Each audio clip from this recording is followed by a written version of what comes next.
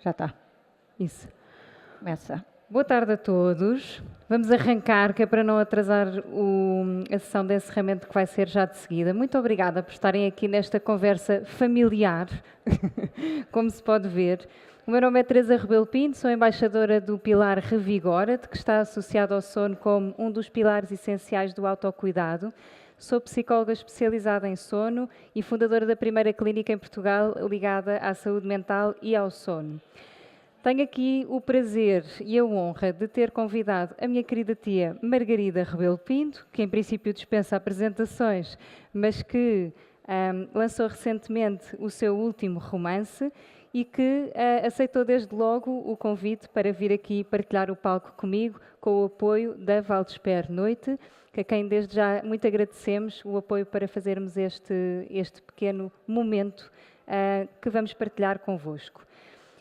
Em primeiro lugar, o título desta talk é Ler faz bem à alma e à saúde, e por isso vamos então falar um pouco da importância da leitura para várias áreas da nossa vida, incluindo também a nossa saúde física e mental. Aquilo que nos une é também o autocuidado. Tenho que vos dizer que aprendi muito sobre autocuidado com a minha tia Margarida. Desculpem porque isto vai ser muito familiar. Vai-me sair tia Margarida e com sorte não me sai tia Maggie algumas vezes. E se calhar também lhe sai um Terzinha. Portanto, desculpem desde já, mas de facto é muito familiar. E por isso é muito importante para mim ter trazido aqui a tia, a Margarida, para falarmos deste tema que é o autocuidado. Quero dizer-vos que o autocuidado faz parte não só da vida da Margarida, mas também da escrita. E é engraçado porque neste romance, que me chegou às mãos há muito poucos dias, mal eu abri, saltaram-me várias frases sobre autocuidado na primeira pessoa, que desde já partilho convosco. Por exemplo, quero que este dia seja o dia da mudança. Arranjo-me com calma, com cuidado, acendo velas na sala, ponho a mesa, escolho uma playlist romântica e por aí fora. Chego a casa e tomo um duche para lavar o coração e todas as células da minha pele. E,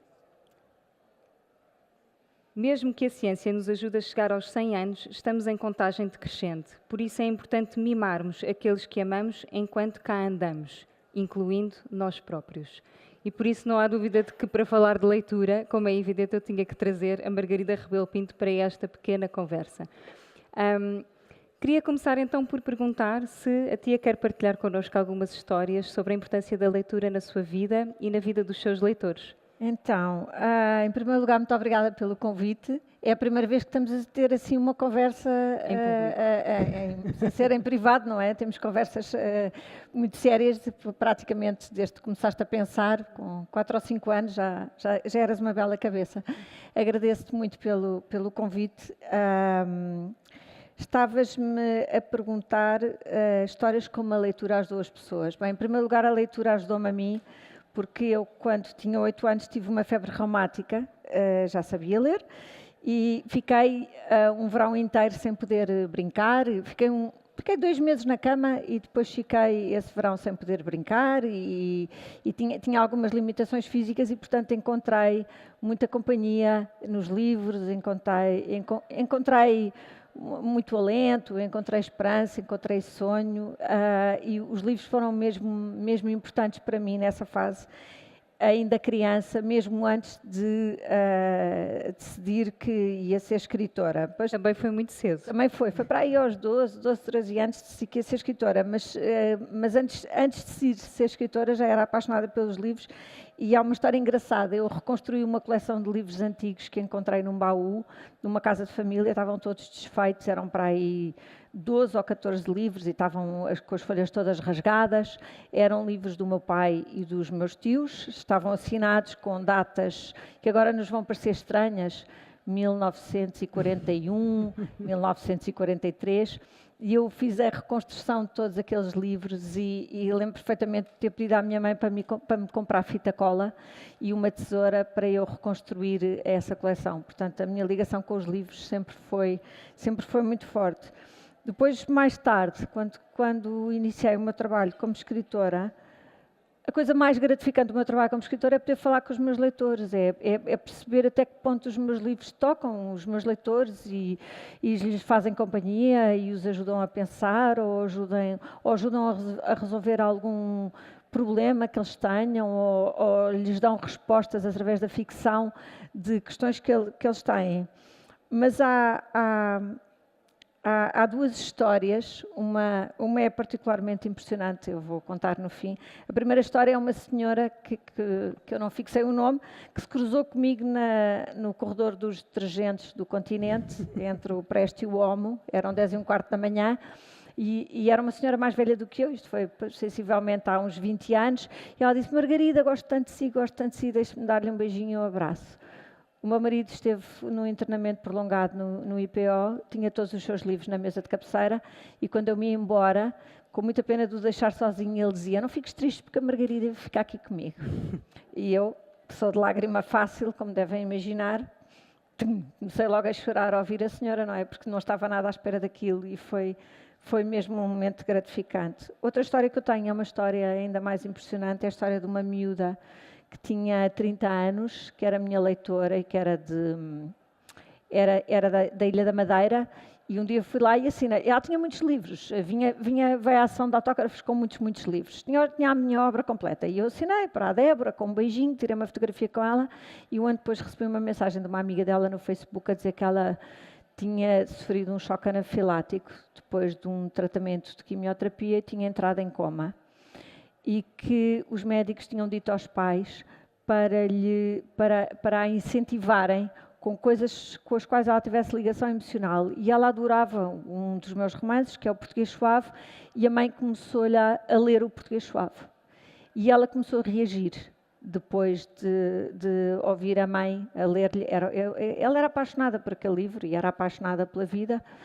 E a Débora começou a reagir e uma amiga dela contou-me esta história e eu fiquei muito tocada com esta história e arranjei uma maneira de ir à Madeira para estar lá. Fui fazer uma sessão de autógrafos numa livraria para poder passar 2 dias com ela. E antes de ir comecei a telefonar-lhe. Telefonava-lhe sempre às quartas-feiras, à hora do almoço, depois dela fazer os tratamentos e a fisioterapia que estava a começar a fazer, e criei uma ligação muito forte com ela. E depois fui à Madeira e estive com ela, conheci a família toda e os pais agradeceram-me eu ter ido, deram-me imensos presentes, eu fiquei um bocado aflita porque eu não queria nada de presentes, só queria estar ali com ela. E foi uma coisa inesquecível, porque ela estava em fisioterapia para se voltar a mexer. É começar outra vez os movimentos, porque tinha sido... ela teve morte cerebral mais 10 minutos, portanto era uma recuperação muitíssimo difícil. E quando ela me viu, a família estava toda no quarto e ela não sabia, mas a família sabia toda. E ela começou a chorar, ela estava na cadeira de rosa, eu abracei-a e ela mexeu os braços pela primeira vez. E o pai disse, ela está a mexer os braços. E essa história da Débora e a ligação que eu criei com a família dela, com o irmão e com os pais e com os tios, é uma coisa que uma pessoa guarda no coração e nunca mais se esquece. Portanto, o que acontece com os livros é que eles são muito mais importantes na vida das pessoas do que o próprio escritor imagina. O escritor escreve porque gosta de escrever, porque sente essa necessidade, mas depois de facto o que interessa é como é que ele chega às pessoas e como é que os livros comunicam com as pessoas. Ler faz bem à saúde. E, portanto, ler faz bem à saúde, faz bem à alma, faz bem ao coração, faz bem à cabeça, faz bem a tudo. E eu tenho uma pergunta que me fazem imensas vezes, que é melhor ler de manhã ou à noite? Bom, tu é que és a psicóloga do sono, portanto, tu é que conseguirás responder a essa questão. Eu acho que ler à noite é muito importante porque nos afasta dos ecrãs e tudo o que nos afasta dos ecrãs é mesmo importante em termos de estímulos. E porque nos produz o tal estado emocional, dependendo da leitura, claro. Claro, em princípio, mais sim, convém não estar a ler um thriller, não é? Onde há cabeças decapitadas, mas os livros transportam-nos para outro lugar, não é? Dentro de nós e, portanto, fazemos uma viagem interior com os livros.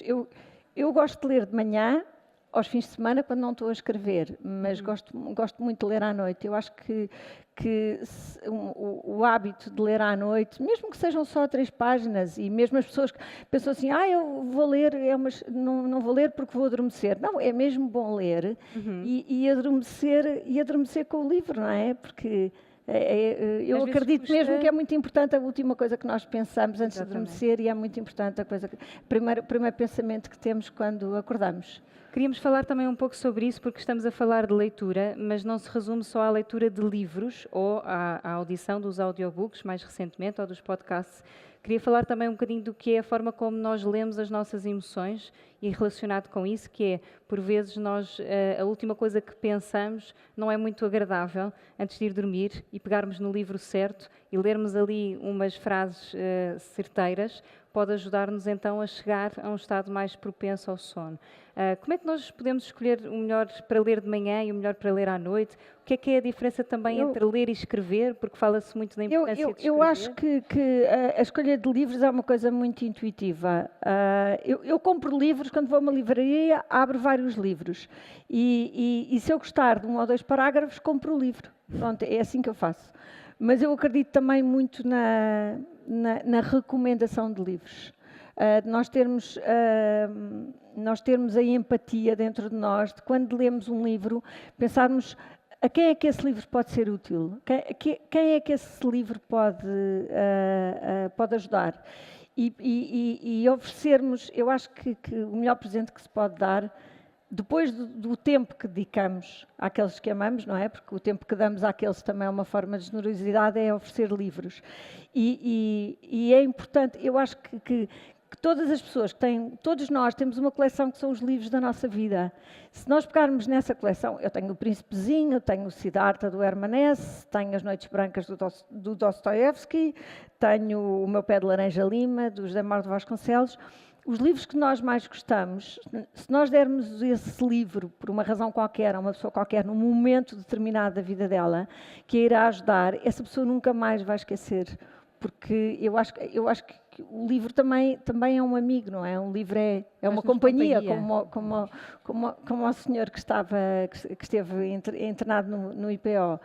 E eu acho que há uma história muito engraçada, uma experiência que foi feita numa escola, de uma professora que tinha uma turma de 30 alunos e encheu os balões. E cada balão tinha o nome do aluno. E os alunos e disse aos alunos, agora vai encontrar o teu balão. E os miúdos não conseguiam encontrar o balão. Ao fim de um quarto de hora ninguém conseguia encontrar o balão. E ela mudou o método e disse, então pega no primeiro balão que encontrares e vai entregar ao menino que tem o nome no balão. E ao fim de 5 minutos os balões estavam todos entregues. E nós podemos também fazer isto com os livros. Ou com os livros, ou com um artigo, ou com uma frase, ou com um link que nós vemos no YouTube, seja onde for. Mas esta ideia de partilhar aquilo que nós temos, o nosso conhecimento, aquilo que nós adquirimos na vida, muitas vezes através dos livros combinados com a nossa própria experiência, e de poder dar isso a outra pessoa, muitas vezes tem muito mais importância, tem resultados muito mais satisfatórios do que aquilo que nós imaginamos. Porque nós somos sempre muito mais importantes na vida das pessoas do que aquilo que nós pensamos.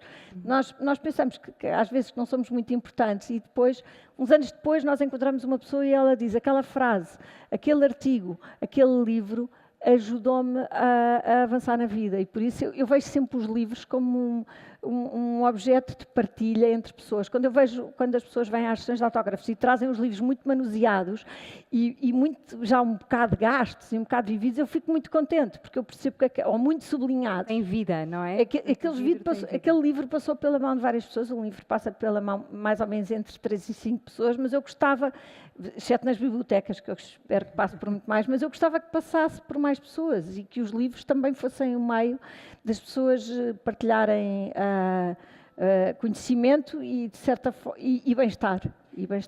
E falando aqui um bocadinho também do poder da leitura na vida das pessoas, queríamos falar da Associação Nuvem Vitória, que está cá nesta edição e já esteve noutras, com certeza já passaram, que é um projeto de voluntariado que acaba por ligar a leitura e a leitura de histórias, concretamente, com a qualidade do sono. E, portanto, é um tema que nos une às duas. Nesse caso, Terezinha, eu gostava que fosses tu a explicar, porque tu és há vários anos voluntária da Nuvem Vitória e acho que é um projeto tão fabuloso que vale a pena contar. É uma história que merece ser partilhada. Ainda ontem no telejornal, não me lembro do canal, passou uma reportagem sobre pessoas extraordinárias e onde aparecia uma voluntária da Nuvem Vitória a contar a sua história. E é um projeto que nasceu desta ideia de que podermos ter a oportunidade de ler ou de ouvir uma história, neste caso contada por contadores de histórias, não só faz bem à saúde, portanto ajuda na recuperação da doença. Estamos a falar de crianças em internamento pediátrico, onde os voluntários vão ler histórias antes da hora de ir para a cama. E é impressionante o ritmo alucinante a que tem crescido este projeto, a adesão que tem tido e o feedback das famílias, que muitas vezes estão um bocadinho descrentes de que vai fazer sentido. O meu filho não gosta de histórias. Ele só adormece com a televisão. Ele hoje está muito cansado. E ainda ontem no telejornal, uma nuvem que partilhava essa história, o filho tinha 16 anos, uma Nuvem Vitória entrou no quarto, pediu licença, posso entrar, tenho aqui uma história para contar. E a mãe pensou, 16 anos, ele não vai querer ouvir uma história. Enfim, lá ouviu a história, calmamente, e no dia seguinte a mãe traz-lhe o jantar e o filho diz-lhe, do alto dos seus 16 anos, não faço ideia se já tinha voz grossa ou não, disse, jantar agora não, mãe, agora vem aí a Nuvem Vitória, eu quero ouvir a história. E de facto... E noutros contextos já houve pais em que, por exemplo, o voluntário ao entrar no quarto está a criança a dormir e o voluntário prepara-se para sair, deseja boa noite à família, vai-se embora e é o próprio pai ou a mãe que pede desculpe, não se importa, mas pode-me contar a minha história.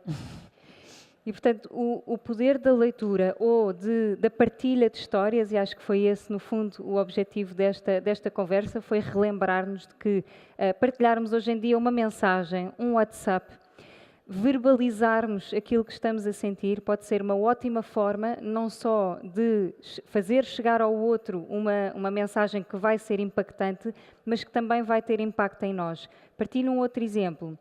Recebo muitas referenciações, encaminhamentos de pacientes na consulta, vindo de colegas, de médicos, de farmacêuticos, de professores nas escolas que assistiram a sessões que nós dinamizamos.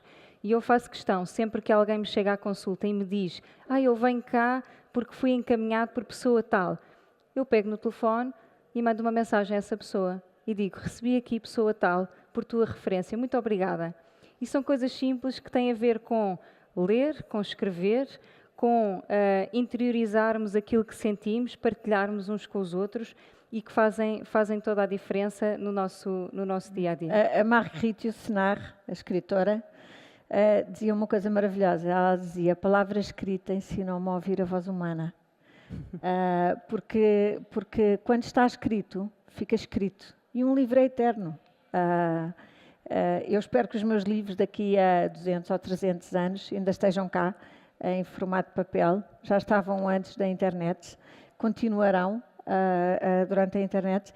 E de facto, num mundo tão rápido e tão volátil, é muito importante nós termos valores, ideias e objetos que agarramos e que ficam sempre na nossa vida, e que ficam sempre nas nossas prateleiras, e que ficam sempre na nossa casa.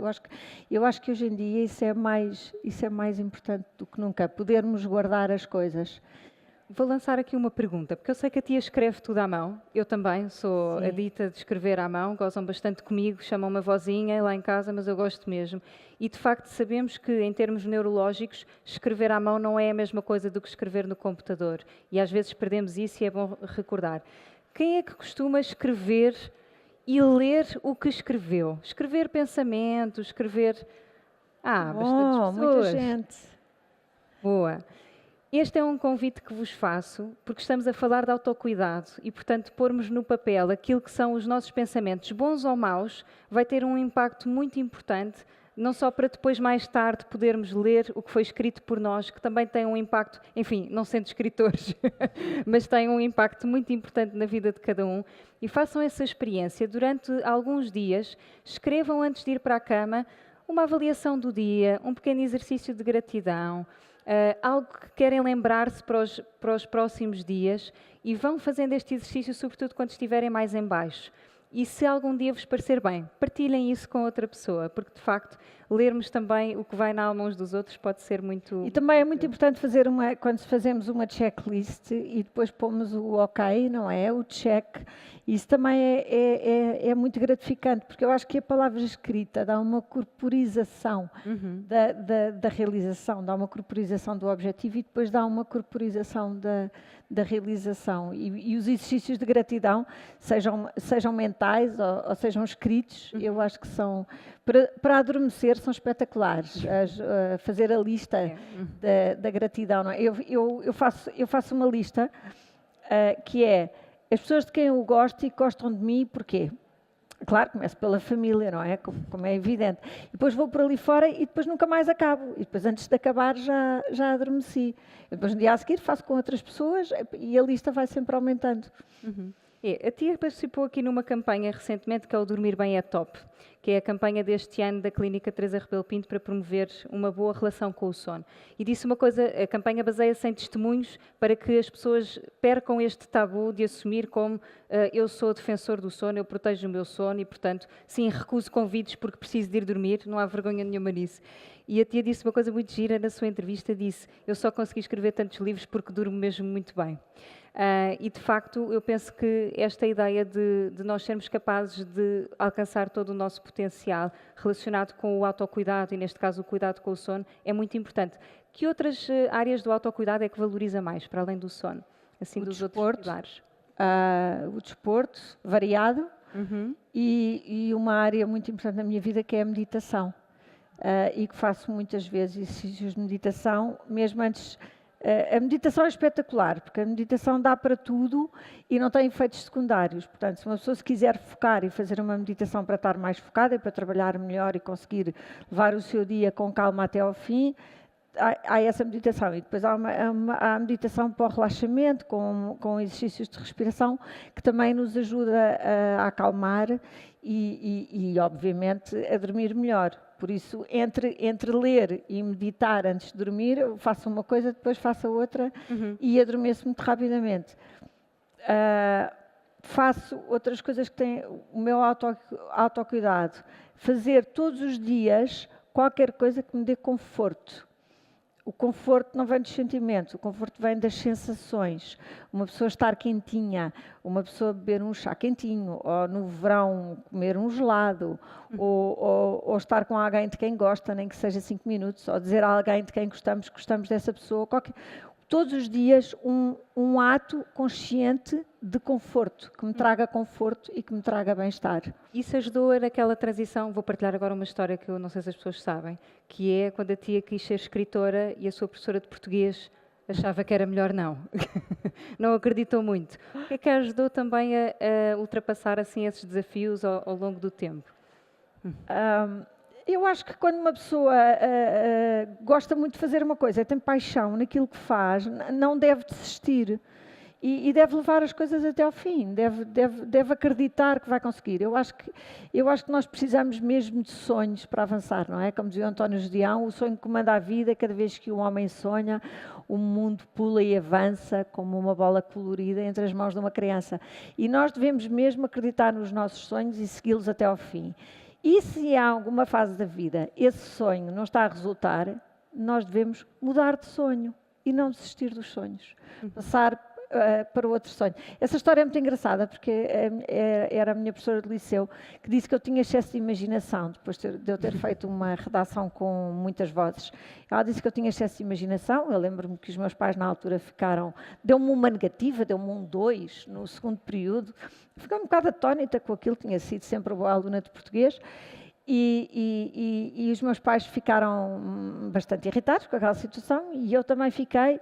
Mas lembro-me de ser miúda e ter um pensamento um bocadinho maléfico. Pensei assim, um dia morres e estás velha, estás morta e eu vou ser escritora. E pronto, e foi o que eu pensei. Aqui estamos. E aqui estamos, quer dizer, e eu pensei, pronto, esta senhora vai ser professora a vida toda, provavelmente irá maltratar outros alunos ou desconsiderar outros alunos, mas eu um dia hei de ser escritora e, portanto... Tem ajudado muitas pessoas. E espero continuar, espero que os meus livros, que são quase sempre, no caso deste, um retrato da minha geração, que é a geração X, que é aquela geração que conseguiu tudo e que teve tudo e, portanto, no fundo é uma geração um bocado mimada, ao contrário da geração dos meus pais, que é a Boom Generation, criaram grandes famílias e cresceram noutros tempos. Eu espero que este livro também fale às pessoas e mostre sem culpa e sem medo como é que nós somos. Hoje uma leitora minha partilhou uma coisa muito engraçada no Instagram. Ela disse: um livro perfeito sobre pessoas imperfeitas. Eu não acho nada que o livro seja perfeito. Não há livros perfeitos. A qualidade de um livro mede-se pela quantidade de coisas que podemos retirar dele. É assim que eu olho para os livros todos, ficção, não ficção. Mas, de facto, eu acho que o facto de sermos imperfeitos e de nos aceitarmos como pessoas imperfeitas, isso dá-nos vontade de tentarmos ser cada vez melhores. Mas, sobretudo, para nós próprios, não é para nós outros. É para nós próprios, para nos sentirmos bem com nós próprios. Como leitora, isto não é como sobrinha, como leitora, e digo isto também em nome de outras leitoras que foram partilhando comigo, os livros são sempre muito inspiradores, porque nos revemos neles. E, portanto, à medida que vamos lendo o livro, também nos vamos lendo a nós próprios e conseguimos adotar uma perspectiva nova e ganhar insight sobre coisas que até aí não tínhamos conseguido. E isso conseguimos ver por vezes num filme, na televisão, mas num livro é diferente porque nos permite essa criatividade e permite-nos aqueles momentos, E temos tempo para voltar atrás. E podemos rever. E podemos rever, e podemos sublinhar, e podemos fotografar aquela frase, e podemos mandar. Mais uma vez, a questão da partilha, que é muito importante. E mandar a uma pessoa. Sem dúvida. Eu sou aquela pessoa, género A Bela e o Monstro, que anda assim na rua a ler, não é com o telemóvel, mas que vou com o livro a sair do metro e continuo a ler durante vários anos. Já não faço isso há algum tempo, mas fiz muitas vezes. E, de facto, eu penso que temos que sair daqui desta conversa com esta ideia de que um livro pode não ser perfeito, mas pode ser o livro certo, na hora certa, salva vidas. Eu penso que a tia já partilhou esta história anteriormente de uma pessoa que lhe disse: eu não me suicidei por causa de um dos seus livros. É verdade. Tive um leitor que disse: eu tive um inverno terrível, com muita solidão, e pensei várias vezes em suicidar-me e não me suicidei por causa dos seus livros. A leitura tem mesmo impacto em todas as dimensões da nossa vida e não nos devemos esquecer de nos ler a nós próprios. Portanto, convidamos a que todos saiam daqui com essa decisão de escrever mais, escrever à mão, já sabem, porque ativa mais vai direto às emoções. Ler na língua materna, que é muito importante, porque também é aquela língua na qual nós comunicamos os nossos estados emocionais. E depois, lerem o que escreveram. E, enfim, os números da leitura eu penso que estão a aumentar em Portugal. Sim, isso infelizmente estão a aumentar. E em relação à grande ilusão, o meu livro, que está ali, se quiserem comprar, a minha editora oferece um caderninho a todas as pessoas que comprarem o livro, exatamente para nós oferecemos caderninhos quando vendemos livros, exatamente para incentivar a escrita, o prazer, seja para escrever uma carta para alguém, seja para nós próprios, seja um diário de gratidão, seja um momento catártico, seja o que for, é sempre bom escrever. Boa. Portanto, estou a ver aqui que ainda temos 3 minutos, mas eu vou acabar mais cedo, que é para todos fazermos com calma. Antes de terminar, quero só agradecer novamente à Valdesper Noite, com quem tivemos uma excelente conversa antes desta talk e de onde já saíram mais ideias e mais criatividade para eventos futuros. Portanto, muito obrigada pelo convite e desafio. Convidar-vos a pedirem um autógrafo, é a última sessão de autógrafos deste evento, à tia Maggie, agora é a tia Maggie. E dizer-vos que se toda esta sala for ao Instagram seguir a Clínica Teresa Rebelo Pinto, chegamos aos 4.000 seguidores, que eu acho que era importante para a minha equipa sair daqui feliz. Portanto, Clínica Teresa Rebelo Pinto era também uma coisa importante para nós e para saberem mais sobre o sono. Tudo o que quiserem, ficamos ali disponíveis para ouvir as vossas questões ali ao fundo, que é para libertarmos o palco, está bem? Quem quiser conversar um bocadinho comigo sobre livros, eu vou estar ali ao fundo à esquerda. E pronto, e quem quiser mais gostar mais de nós, para nós libertar. Mais uma vez partilhar aquilo que pensa ou aquilo que sente, eu estou disponível. Há um ditado indiano que eu adoro, que diz: tudo que não é dado perde-se. E há um ditado japonês que diz: tudo o que não é partilhado esquece com facilidade. E por isso eu acho que é importante partilharmos o que sentimos e o que pensamos, porque isso também nos vai fazer, vamos nos sentir ouvidos. E é muito importante nós sermos ouvidos pelas pessoas. Até por nós próprios. E por nós próprios, e ouvir-nos a nós próprios, claro. Muito obrigada, tia. Obrigada, Até já. Teresa. Obrigada.